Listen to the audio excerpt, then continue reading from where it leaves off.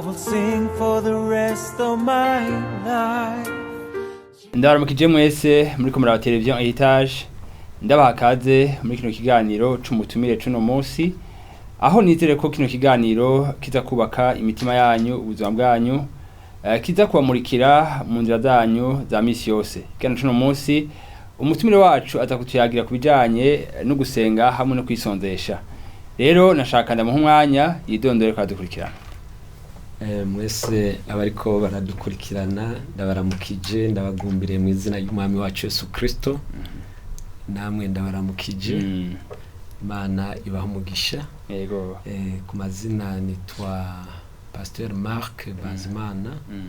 Yego, hanyuma ndubatse mfise umudame umwe. Ntomore neza w'igitsina gore kuko muri no misi ari gihe umuntu akubwira ngo afise umugore ugasanga ari umugabo akweretse umugabo nkawe. Kandi Imana duhezagije abana indwi. Yego, ndashimira Imana. Ya, murakoze cyane twitara muri kino kiganiro cuno munsi c'umutumire. Turamaze kurana iganiro kandi byagenze neza cyane. Nashaka kujya muri yatwemereye ko muzobandanya mutwagurira. Uyu munsi nashaka twatwana mutwagurira kubijanye no gusenga hamwe no kwisonzesha.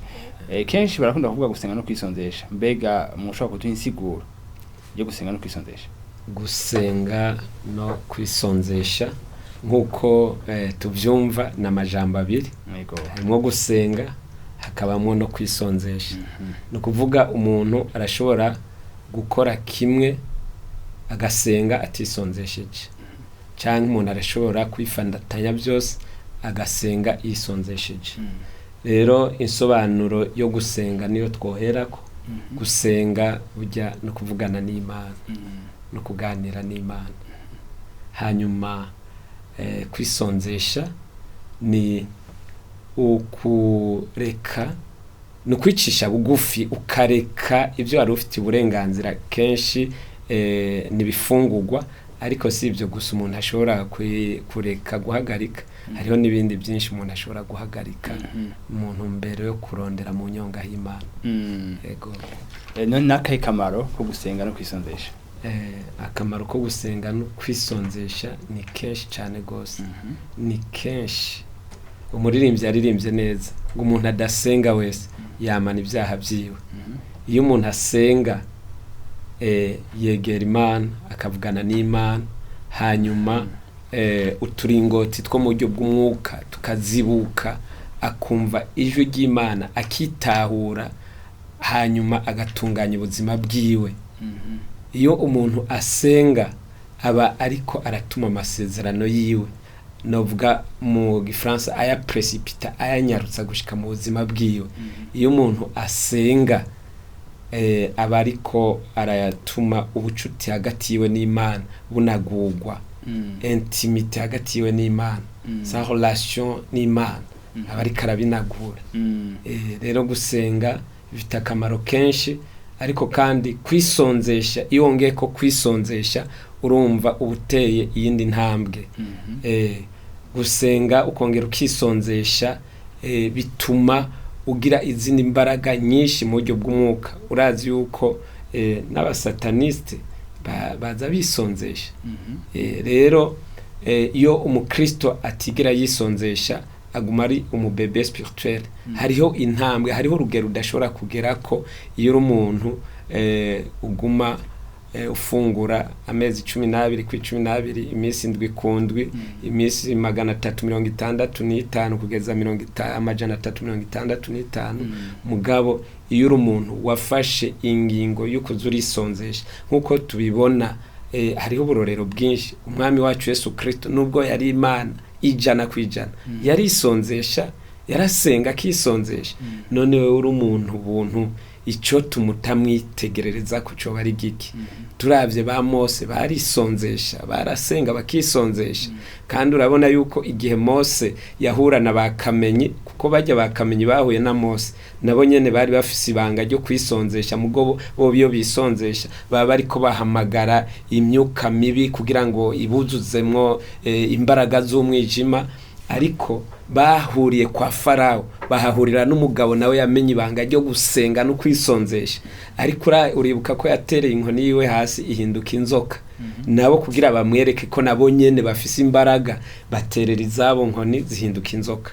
Ariko Imana ishimwe ko Imana yacu dusenga iduha imbaraga zimira izindi mbaraga, kuko inkoni ya Mose yaciye inzoka ya Mose yaciye imira izo zindi nzoka za bakamenye. Ego mbega Bibiliya hacu bivuga kujyanye no gusenga no kwisondesha cyane. Ni mirongo myinshi ivuga ku gusenga no ku kwisonzesha. Haleluya.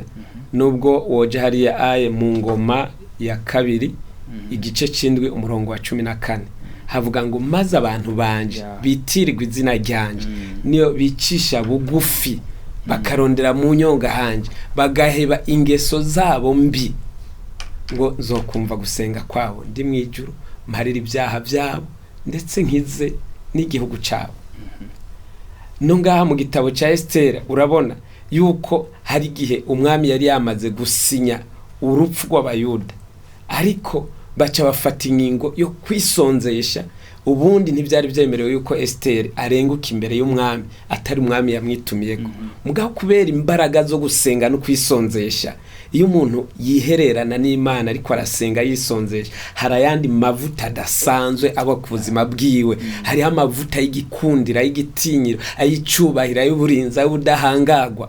Ibyo byabaye kuri Esther bituma inyuma y'ayo mafungo y'imisi 3 arengutse imbere y'umwami, nubwo yaraciye mu cagezwe kubw'amavuta yakuye imbere y'Imana mu gusenga no mu kwisonzesha. Umwami aca mutuma inkoni, no kuvuga yabonetse imbere y'umwami ariko favere z'Imana. Hanyuma bigenda neza. Kandi urumva imigabo n'imigambi yari yamaze gusinywa kubw'abayuda yarahinduwe ubusa biciye muri uko gusenga no mu kwisonzesha. Mu yandi majambo, iyo umuntu ubonye yururutsa apfukamye ku mavi ariko arasenga, haleluya, aba yinjiye mu kirere cy'impwemu. Hari ibintu biba byamaze gutegurwa mu isi fadika, ariko wamenye ibanga ryo gusenga no kwisonzesha yinjira mu kirere cy'impwemu agahindura ubusa imigabo n'imigambi ya Satani, imigabo n'imigambi y'abapfumu n'abarozi akayihindura ubusa. Ubundi ijambo ry'Imana rivuga ngo abo tugwana saba inyama n'amaraso. Umuntu yamenye ibanga ryo gusenga no kwisonzesha aba ari ku rundi rugero, abazi neza yuko nubwo intambara zohaguruka, arazi yuko imbere yuko zitutuza ngo zishike mu isi fadika zahereye mu isi y'impwemu itaboneka. Nawe acavuga ati ibyo rero byo mu isi y'impwemu ibyo nibyo nahamagariye kubanza gukubita hasi. Urabona ko Haman yari yamaze gushinga igiti Mordecai aza kumanikwako, ariko bamaze gusenga burya imigabo n'imigambi igiti cashingiwe abasenzi barayihinduye. Wari yakimanitse niwe havuye yakimanikwako. Ego mugira mumbwire yuko uno munsi ibibazo byo biri mu bihugu bitandukanye, muri ivyo bihugu hahagurutse abantu bagasenga no kwisonzesha, inyishu yo ciboneka nkuko ico gihe inyishu yabonetse yo cyane gose. Akarono guha nk'inene ukuntu byagenze. Imana yari yamaze gufata ingingo yuko igiye kubarandura bininewe, ariko bafata ibihe baje imbere y'Imana baraboroga, kandi basenze bose atanumwe avuyemo, abakuze n'abana barasenga barisonzesha. Imana ibyago yari yateguye gushitsa kuri Ninewe irabifuta, irabihanagura, kubera iki abantu bemeye kwicisha bugufi bakambara amagunira. Rero nuno musi abantu hirya no hino abahinga bariko baragerageza kugira ngo batore umuti w'ibibazo biri muri inosi. Ego hariho ibikogwa bitegerezwa gukogwa n'abahinga, ariko imbere yuko ibikogwa bikogwa n'abahinga bikogwa, hakwiriye gutangurira iki? Amasengesho no kwisonzesha. Ni ibintu bikemuka bikagenda neza. Nayo ubundi igihe cyose wubaka atamasengesha ariho, Satani araza akabomora. Uri umuhinga uri kurubaka, umenye neza yuko ibyo wubatse bidakingiwe no gusenga no kwisonzesha, umwanya wari wo wose Satani arabibomora. Rero abantu birashika bagacanganyikirwa bakavuga ati ngira byari byakozwe nabi, cyangwa ngira ngo hamagara ubundi muhinga yabinonose gusumbuye atagusenga no kwisonzesha kuriho ibyo umwana w'umuntu yubaka byose aba ariko yubakira ku musenyi igihe cyose haje isegenya haje ibihuhusi no kuvuga ibyo wubakiye ku musenyi byose birabomoka birasambuka ariko umuntu yubakiye ku gusenga no kwisonzesha nagwanda kubwire ngo abayubakiye ku rutare rutanyiganyiga. Mbega gusenga no kwisonzesha byoba ari iby'abantu bamwe cyangwa gusenga no kwisonzesha n'abakristo bose? Ni iby'abakristo bose nk'uko nabikubwiye nagwa akarorero newe bisonzeshije bose ego no munsi niko bimeze amashenge atandukanye numva arahamagaye gusenga no kwisonzesha. Umwami wacu Yesu Kristo yasize abwiye abigishwa biwe yuko igihe abafarisayo bari bamubajije ngo abigishwa bakubera iki ngo batisonzesha yababwiye ati erega iyo umugeni akiri kumwe n'umukwe ntibikenewe ko yisonzesha atariko hagiye gushika igihe umukwe azoba kugwamo bazoca bisonzesha. Ni kuvuga ubu umukwe ni Yesu Kristo yaramaze kuduga ariko mu kurindira ko agaruka gutwara ishengero yasize abwiye abigishwa basenge bisonzesha ngo senga ubudahengeshanye kandi ngo uko gusenga mu kubere maso mushikamye mushize amanga yari mu kintu cyo kubera maso ego cyane ego. Mbega hoho tuko turadugira ngaho nyene hari umuntu avuga ati je gusenga no kwisondesha byananiye nihe nama umugira umuntu avuga ati gusenga no kwisonzesha byaramunaniye baca umugani mu Gifaransa ngo l'appétit vient en mangeant. Arashobora gutangura bukebuke agatangura kuri jeune partiel no kuvuga jeune ushobora kwisonzesha ku murango mwijoro gafungura hanyuma bukebuke agashika kuri jeune ashobora kwisonzesha umunsi wose amaze kuva ku munsi umwe akaduga ku minsi ibiri iminsi itatu kandi burya ngo ubugirigiri bugira babiri kandi ngo mu Bikorinto ba mbere igice ni ca 15 umurongo wa 33 havuga ngo ntimuzimire kubana n'ababikonona ingeso nziza. Mu rundi ruhande rw'igihushane cibi iyo bana cyangwa ufise iyi nshuti cyangwa umugenza kijijwe yisonzesha muri uko kubana nawe nabatera bikwinjizamo neza. Umuntu azokubwira ati byarananiye nuko kenshi na kenshi ntahabibona ntavyigira ntaranabona ivyamwa bizanwa no gusenga no kwisonzesha. Hariho nibindi uretse ibyo byo gusenga no kwisonzesha usanga abantu bavuga ati ibyo ntabyo noshobora kubera ataramenya akamaro birimo. Mugabo ujya iyo ikintu wamaze kumenya ko ari ngira akamaro uragira effort urashiramo inguvu kugira ngo ugishobore. Kandi ijambo ry'Imana rivuga we Filipi 4:13 ngo dushozwa byose na Kristo uduha inkomezi.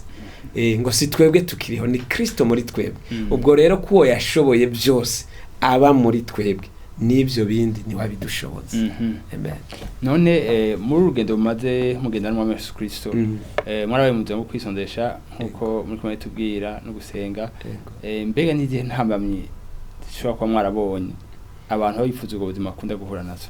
Intambamye ni nyinshi ni nyinshi kuko igihe cyose uriko urategura kwisonzesha uba ugomba uve mu kugwana urugamba rwo mu kiyaya ugomba uje kugwana urugamba rwo ku musozi ugomba utangure guhangana n'abakuru n'abaganza isi y'umwijima imyuka mibi ikorera mu kirere. Rero abo numuce umwe wabo tugwana kuko burya umuntu afise abansi batatu agwana nabo. Abo bose rero iyo upanze programme yo gusenga no kwisonzesha bahagurukira icyarimwe kuko barabona neza yuko ugomba wigarura akarere nabo bari barigaruriye. Abo bansi batatu uti nabaye umwansi wa mbere atwegereye tugwana nawe n'umubiri. Urumva uwo mwansi uba waramumenyereje kuzinduka umuha icayi midi uramuha icafungura mwijoro ukamwongera. Rero utanguye gufata ingingo yuko utamuha bimwe wari waramumenyereje umubiri urahaguruka ukumva utanguye impinduka mu mubiri wawe ariko ijambo ry'Imana ritubwira ngo nugushikama tugashira amanga kandi ngo abihangana kugeza kwiherezo abo nibo bazokwambikwa ibitsibo. Umwansi wa kabiri ni isi. Ni isi yo ndiko ndavuga ngo isi ni le système mondain ni abantu bo mu isi. Hari gihe uba wamaze gufata iyo programme yo kwisonzesha ukazibona abantu nyene bo mu isi batabimenyereye batanguye kukubwira yuko utikunda ushobora kugwara yuko amagara yawe ushobora kuyonona kubera gusenga no kwisonzesha n'ibindi byinshi bikomoka mu isi. Hanyuma umwansi wa gatatu nujya nari nahereye ko tugwana na Satani n'abadayimoni n'abapfumu n'abarozi kuko uturere twabo baba barigaruriye. Iyo ufashe programme yo gusenga no kwisonzesha ugomba utangure nawe kutwigarurira. Hariho n'ibyacu n'ibyawe baba barakunyaze urahagurutse kugira ngo ubibohoze. Ijambo ry'Imana rivuga mu gitabo cyayo ngo yamize ubutunzi myonzwa azobudahwa ngo ibyo yamize byose inyungu zose yaronse ngo azozisubiza. Urumva rero iyo utangwe gusenga wisonzesha n'ibyawe wari waranyazwe ibyari byugaraniwe muri prison de condamnation byose urabigaruza bikagaruka bikamugabane wawe mu izina rya Yesu. Amen. None nihe mpanuro mwoha umuntu muri kano kanya atigeze abikora n'umunsi warimwe? Impanuro twoha umuntu atigeze abikora n'umunsi na rimwe, hari umuririmbyi yaririmbye avuga ngo honja mu Giswahili ngo honja usikie utamu wa Yesu. Nanje no mubwira mu Giswahili honja usikie utamu wa kufunga na kuomba. Ni honja wumvirize iraha riri mu gusenga no kwisonzesha. Kuko igihe umuntu atigera asenga ngo yisonzeshe Imana yumva bayimubwira ku matwi. Mugabe yumaze kwiga ibanga ryo gusenga no kwisonzesha uva mu rwego rwo kumva Imana bakubwira ku matwi, Imana ukayiyumvira. Nabivuze uturingoti two mu buryo bw'umwuka turazibuka ugatangura kumva ijwi ry'Imana. Wahora usoma Bibiliya ukumva irakugamiye, watangura kuyisoma ukumva ubuzima buriko buratemba, ukumva inzuzi z'ubugingo ziriko ziriburuka ziriko ziratemba. Iyo umuntu asenga akisonzesha arihererana n'Imana agasenga, yahora asenga akanya gatoya kumva amajambo akoresha mu gusenga aramuheranya. Mugabo iyo usenga ukisonzesha wumva ibyo uvugana na papa biriko biratemba, biriko biratemba. Iyo usenga ukisonzesha urumva urava mu kuba umuntu w'umunyamubiri. Buryo umuntu atisonzesha dasenga ngo yisonzesha aguma ari umunyamubiri, nubwo yoba ari umuteologien canke yarize Bibiliya yose akayiheza. Urumva atigera amenya iryo banga ryo gusenga no kwisonzesha. Urumva ibyazi hajya na mateori, kubera zijya teori uzinjiramo neza umaze kumenya ibanga ryo kwinjira mu isi y'impwemu. Amen. Rero ndumva umuntu wese ari karatwumviriza yotera intambwe akumviriza iraharirimo. Waruzi yuko mu gusenga no mu kwisonzesha hari ingwara abaganga baba baragupimye ushobora gusubira kuja kwipimisha bagasanga zarakize, bakiyumvira ati byagenze gute? Kubera ibanga ryo gutebana n'Imana. Ubutebanye n'Imana yitwa kandi Jehova Rafa, Imana ikiza, kandi yitwa Imana nyene ingabo, Eternel Dieu des armées. Ihita yohereza abamarayika bayo bakaza bakagukorera massage, bakaza bakakuvura. Donc ntabwo ushobora kuduga umusozi wo gusenga no kwisonzesha ngo uwururu kuko waduze. Mbega na bakomeye bo muri ino si ntushobora kuza gushengerera umwami ngo utebane nawe uve uko wagiye. Ibaze rero wagiye gushengerera umwami w'abami, umuremyi w'ijuru n'isi, imana y'imbaraga zimira izindi mbaraga, imana y'ubushobozi bumira ubundi bushobozi, imana yuzuye urukundo rwinshi igufitiye imigabo n'imigambi myiza. Uko utebana nayo niko igufata ukuboko ikakwinjiza mu masezerano yawe, ikakwinjiza mu migabo n'imigambi myiza yaguteguriye kuva kera. Ubundi iyo umuntu ari kure y'Imana aba yibereye mu isi, ariko iyo umuntu ari mu Mana aba ari kure y'isi. Amen. Nihe impanuro muha abiko dukurikirana muri kano kanya, ndazi ko miko tubwira niko ari bubaka bashobora kuba bafata umwanya wo kwisonzesha mugasanga barabuze umwanya wo gusenga. Nihe banga canke nihe impanuro mushobora kubaha? Birategurwa igikorwa cyose witeze ko kizogenda neza, umenya neza yuko kizogenda neza bivaye n'ingene wagiteguye. Mu yandi majambo burya amasengesho ategurwa n'ayandi masengesho. Uzi yuko ufise gahunda nko mu kwezi kuza canke mu ndwiza kuzo kwinjira mu gusenga no mu kwisonzesha, utangura kubisengera uno munsi, wongera upanga ukuntu uzokoresha amasaha 28 ya buri munsi.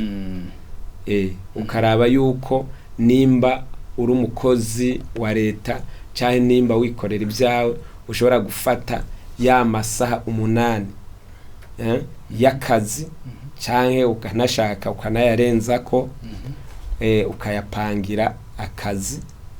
Mugabo muri ajya masaha uribuka yuko harimwo umwanya wa pause, umwanya wo karuhuko. Muri kajya kanya ko kuruhuka ugaca ufata uti muri uyu mwanya wo kuruhuka nzo canja gusenga. Ugaca ufata hariho n'amasaha yo kuryama, amasaha y'itiro. Abahinga bavuze ati umuntu akwiye kuruhuka n'imiburi amasaha 8, agakora amasaha 8, hanyuma ajyandi masaha 8 akaba nayo akoramwo ibyo byo gusenga, bya sport, byiki, gufungura n'ibindi. Ariko nagwanda kubwire yuko urashobora kugabanya amasaha yo kuryama ugaca ufatanya n'ayandi masaha ubona ushobora kuronka, ugapanga ukavuga uti burya mu gatondo nzovyuka hakiri kare cyane imbere yuko nja ku kazi banze fate umwanya wo gusenga, bivanye n'urugero ugezeko.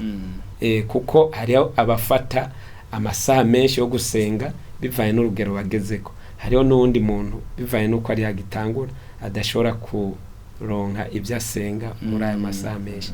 Hanyuma ukavuga ati midi mu mwanya wa pause ndaza gusubira mfate umwanya wo gusenga. Hanyuma ukavuga ati ku mugoroba ndaza gusubira mfate umwanya wo gusenga. Hanyuma mwijoro ndaza gusubira mfate imbere yo kuja kuryama umwanya wo gusenga. Hanyuma hagati mwijoro ndaza gusubira mvyuke mfate umwanya wo gusenga. Burya jewe akarere mbamo kagwiriyemwo abayisilamu ngaha muri Asiatique. Nukuvuga bobo bafise incuro 5 baja gufukama bariko barasenga. None ko bobo ijya programme bashobora kuyikora bigakunda. Bobo urumva basenga 5 ku munsi. Mugabo twe ijambo ry'Imana rivuga ngo prier sans cesse, musenga ubudahengesha. Bisobanura ngo niyo uri ku kazi uri kurakora urashobora gukora uri mu mpwemu yo gusenga canke kuririmba igihe ibyo ukora bibikwemerera. Ariko iyo bitabikwemerera urafise ukundi kuntu nawe uca uyiprograma ugashiraho urutonde rwiza. Mugabo ikibazo wambajije no cishura mvuga ngo amasengesho ategurwa n'ayandi ugashiraho n'urutonde, no kuvuga programme, kuko Imana yacu ni Imana y'urutonde, si Imana y'akajagari. Hari igihe umuntu ashiraho avuga ngo buca ninjira mu masengesho atigeza yitegurira. Hariho kwitegura mu buryo bw'umubiri, ingene ufungura wimirije kuja mu mafungo, utegerezwa kuvyitegurira. Hanyuma ugiye kurangiza amafungo, hariho ukuntu bakora rupture de jeûne, urangiza amafungo. Hariho imfungurwa zigumye utemereye gushoka ufungura, nkuko bamwe babikoze estoma zabo zigatabuka. Bisobanurwa neza yuko igikorwa cyo gusenga no kwisonzesha nkuko abigishwa babwiye Yesu ati twigishe gusenga, kandi bari bamaranye igihe kitari gito. Ariko ijya mpwemu cyangwa ujya mutima wo gusaba umumetre wawe ati nyigisha gusenga, cyangwa umurongozi wawe ati nyigisha gusenga, n'umuntu aciye bugufi. Burya umuntu w'umunyabyibone ntiyemera kumwigisha gusenga, yibwira ngo arabizi, ariko twese tuza gace, turacyakeneye kwiga. Rero bariko baratwumviriza no batera intege ndababwira ngo nubwo ubusenga wisonzesha, komeza kwiga ibijyanye no gusenga no kwisonzesha. Nimba uri ku ntambwe runaka uno munsi, ndakwipfuriza yuko wotera iyindi ntambwe uzamuke, kuko Imana nye n'ingabo irakeneye ingabo nyinshi z'abahizi mu gusenga, nk'aba Daniel, nk'aba Meshaki, Abedenego na Shadraka, nk'aba Moridekayi na Esiteri. Irakeneye abahizi bazi ibanga ryo guhamagara Imana, ibintu bigahinduka. Kandi abamenyera ibanga, igihe abandi bifashe ku matama ngo vyayangaye, igihe abandi bariko baridodomba, bo barazi yuko binjira mu isi y'impwemu, mu kirere cy'impwemu, bagategeka ibintu bigahinduka, kuko sibo bakiriho. N'umwami w'abami ategeka muri bo, kandi kubera ari we yaremye byose, iyo abitegetse birumvira bigaca bugufi. Yego. Amen. Murakoze cyane mukozi w'Imana.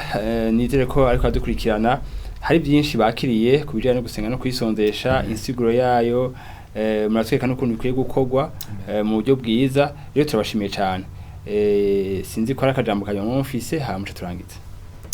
Ijambo rya nyuma numva mfise, nagomba gutera intege ishengero muri rusange na abakristo mu buryo bw'umwihariko nk'abagize ingingo z'umubiri wa Kristo.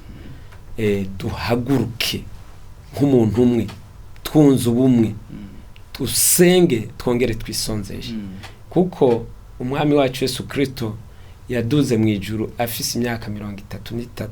Ubu turi mu mwaka w'2022. No kuvuga mu mwaka w'2033 tuzadukwije imyaka 2000 Yesu aduze. Ariko wibuke yasigiye ishengero mission cyangwa igikorwa gikuru muri Matayo 28:19. Aravuga ngo mugende muhindura amahanga yose abigishwa banje. Rero ico gikorwa ugiye kuraba no munsi aho tukigejeje ntihashimishije cyane gose, kuko namye ngira ubushakashatsi nsanga abakristo kw'isi yose bararenga ibice 30%, abayisilamu nabo bararenga gato ibice 20%. We ubukurikiranzo shobora kubazanira ibiharuro bikwiye neza turavye enquête iri actualize, ariko nca ndaraba muri abo ibice 30% abakizwa ni bake, ntibashikanye zina ibice 10%. No kuvuga none inyuma y'imyaka 2000 ugasanga iyo turiko turasenga twisonzesha, aho kwisonzeshereza igikorwa nyamukuru umwami w'abami, umucunguzi wacu Yesu Kristo yadusigiye, ugasanga turiko dusenga twisonzeshereza kuronka umuceri n'ibiharage. Nukuri dutera intambwe hamwe umuntu arinze yururuka ku mavi nk'ingabo ya Kristo. Ikintu ca mbere cyo gusenga no kwisonzeshereza ni igikorwa nyamukuru c'umwami wacu Yesu Kristo, ico yadusigiye cyo kunyaga imitima tuyikura mu bwami kwa Satani tuyizana mu bwami bw'umuco bw'umwami wacu Yesu Kristo. Rero ndateye intege bariko baratwumviriza yuko iki gikorwa imbere yuko abavuga butumwa bagikora, bagenda kuri tele kuvuga ubutumwa, kiba cabanje guhera mu ibanga ryo mu gusenga no kwisonzesha. Ni nkuko tuba turiko turarungika amabombe, umuvuga butumwa aza gushika kuri tele avuga ubutumwa, asanga imitima ya abantu bari kure y'Imana, muhemu yera yamaze kwitegura. Rero ndateye intege bariko baratwumviriza. Ijambo ry'Imana rivuga muri Daniel ngo bashikanye benshi kukugororoka ngo mwijuru bazokwakaka nk'inyenyeri.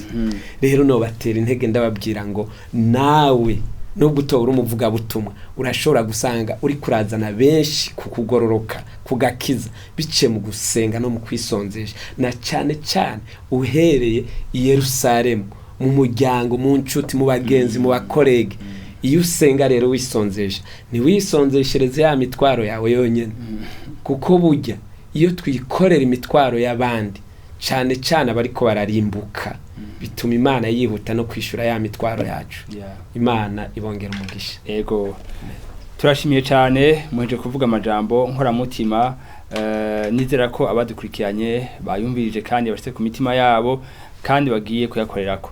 Rero turabashimiye cyane kandi ashimiye cyane no wese reka abateleviziyo nk'itaje ndazi ko hari byinshi wakiriye biciye mu mukozi w'Imana atubwiye amajambo mazima. Mugire ibihe byiza naho utaha mu kindi kiganiro.